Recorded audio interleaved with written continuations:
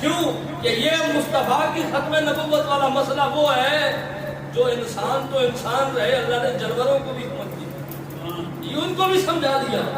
اور اسی حوالے سے میں نے بات کو آگے چلانا ہے، اور جس پر مصطفیٰ کا کرم ہو جائے اس پہ میں بات کو ختم کر لوں گا۔ حضور کریم نبی صلی اللہ علیہ وسلم تشریف فرما ہے۔ علامہ جلال الدین سیوطی یہ وہ بندہ ہے کہ جس کو جب میں حضور کا 72 مرتبہ دیدار ہوا ہے۔ بار بار بات اس لیے کرتا ہوں کہ کسی ایرے گہرے نے بات نہیں لکھی، امام سیوطی نے بات لکھی ہے۔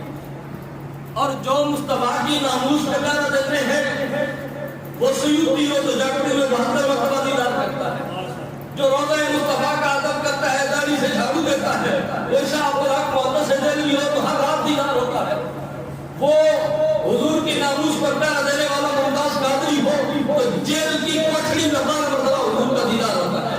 وہ غازی الدین شہید ہو جب ناموس رسالت پہ پیارا دیتا ہے، میاں والی کی جیل کے اندر ہو، کبھی حضور خود الدین کو مدینے بلا لیتے ہیں، کبھی مدینے سے خود میاں والی کی جیل میں آ کے دیدار کرا دیتے ہیں۔ تو ناموس رسالت کے پہرے داروں کا معاملہ اور ہوتا ہے، غداروں کا معاملہ اور ہوتا ہے۔ تو بات حضور کی ختم نبوت کی ہے۔ حضور تشریف فرما ہے۔ امام سیوطی کی کتاب ہے الخصائص الکبریٰ۔ امام سیوطی نے یہ کتاب لکھی جس کے اندر امام سیوطی نے حضور کے بڑے بڑے معجزات کا ذکر کیا، بڑی بڑی شانوں کا ذکر کیا، اور قربان جائے حضور کی جو خصائص کہتے ہیں خصوصیتوں کو، اور کبریٰ کہتے ہیں بڑی کو، دوسرا سمجھو کہ موٹی موٹی اخبار کے نام کہتے ہیں ہیڈ لائن۔ تو ہیڈ لائن کچھ چند چیزیں ہوتی ہیں، باقی جو ہے باریک باریک لکھا ہوتا ہے۔ تو حضرت امام سیوطی نے الخصائص الکبریٰ کتاب کا نام لکھ کے بتا دیا کہ جو میں حضور کی خصلتیں بیان کر رہا ہوں نا کتاب کے اندر، یہ صرف موٹی موٹی ہیں، چند چیزیں ہیں، باقی جو اللہ نے حضور کو شان عطا فرمائی یا دینے والا جانتا ہے یا دینے والا جانتا ہے۔ اور وہ جو موٹی موٹی بھی لکھی نا، تو اس کی بھی 2 موٹی موٹی جلدیں کتاب کی بنی ہے، جو حضرت امام سیوطی نے خصائص الکبریٰ لکھی ہے۔ اس خصائص الکبریٰ کے اندر امام سیوطی نے ایک بات لکھی۔ امام سیوطی کہتے ہیں حضور تشریف فرما ہے، حضور کی خدمت میں ایک گدھا آ گیا۔ فرمان جائے کائنات کے والی کی عظمت پر کہ اگر انسان ہو کہ کوئی مدینے میں حضور کے قدموں میں نہ جائے تو اس کو پھر انسان نہیں کہا جا سکتا۔ جب جانوروں کو پتا ہے کہ اگر کوئی مشکل بن جائے تو آمنہ کے لال کے قدموں میں آ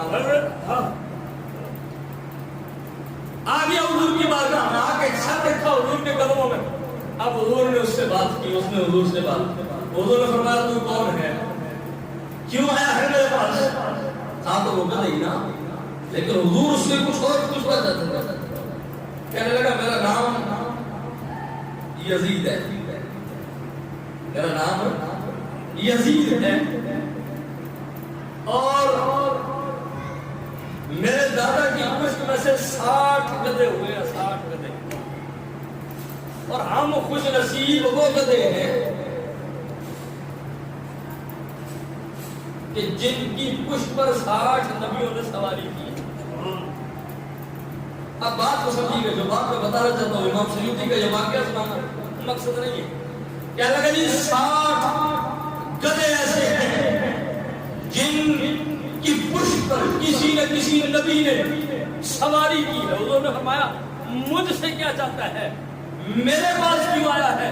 فرمایا یا رسول اللہ میں اپنے دادے کی نسل کا آخری بتاؤں۔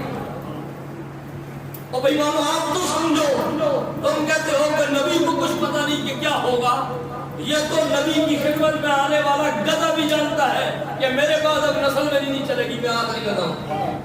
کہنے لگا میں آخری ہوں اور آپ بھی آخری ہیں۔ یہ بات سنیے گا، جس بات کے لیے میں بات بتا رہا ہوں۔ کہنے لگا میں بھی آخری ہوں اپنی نسل میں، اور آپ نبیوں میں آخری ہیں۔ میں ہوں یہودی کی ملکیت میں، میرے جو دادے پردادے گزرے ہیں ان کی پشت پر 60 نبیوں نے سواری کی ہے، وہ ان کی پشت پر پاک لوگ بیٹھتے رہے۔ اب وہ چلے گئے، وہ گدھے بھی ختم ہو گئے، نبی بھی دنیا سے تشریف لے گئے۔ اب میں اپنی نسل کا آخری گدھا ہوں، آپ اللہ کے آخری نبی ہیں، میں یہودی کی ملکیت میں ہوں، جب بھی وہ میرے اوپر بیٹھنے کی کوشش کرتا ہے میں اس کو گرا دیتا ہوں، اپنے اوپر بیٹھنے نہیں دیتا۔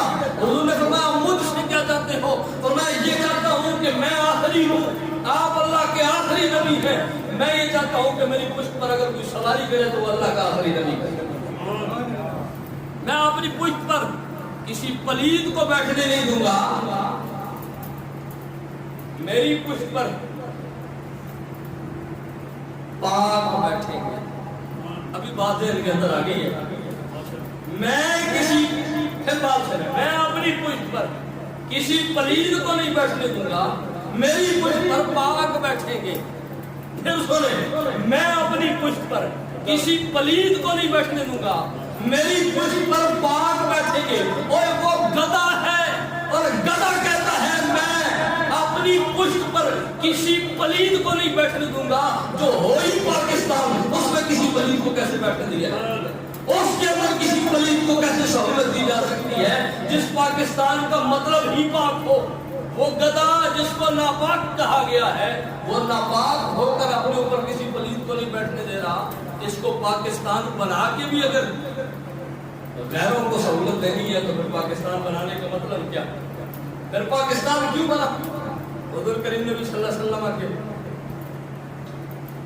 وہ کسی نے کہا تھا نا کہ سچ سچ دس ہے مسلمان کا مطلب کیا؟ سچ سچ دس ہے مسلمان کا مطلب کیا؟ جے عشق نبی نے سینے وچ وقت راز ایمان کا مطلب کیا؟ اور پھر ہندوستان کی ٹھیکہ سے اتنے نقصان کا مطلب کیا؟ جس پاک نبی کی عزت نہیں اس پاکستان کا مطلب کیا؟ اور یہ تو بھلے پاک لوگوں کے لیے تھا۔